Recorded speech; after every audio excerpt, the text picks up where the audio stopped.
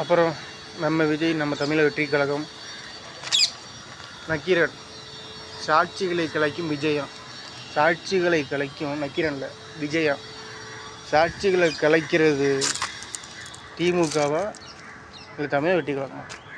திமுக தான் சாட்சியை கலைச்சிச்சு, திமுக தான் ஆதாரம், திமுக தான் சாட்சி, திமுக தான் நான் பாவச் செயலை செஞ்சிச்சு. திமுக இந்த பாவச் செயலை மட்டும் செஞ்சுருக்கா. என்னைக்கு அது திமுக தமிழ்நாடு அரசுக்குள்ளே தமிழ்நாட்டுக்குள்ளே வந்துச்சோ எவ்வளவோ பாவம், எவ்வளவோ குற்றம், எவ்வளவோ தவறு இது தமிழ்நாட்டு மக்களுக்கு தெரியும். இப்போ என்ன ஆகணுன்னா, திமுக எவ்வளோ பாவத்தை பண்ணாலும், எத்தனை பேரை முடிச்சு விட்டாலும், திமுகவுக்கு ஓட்டு போடுற கும்பல் இருக்குது.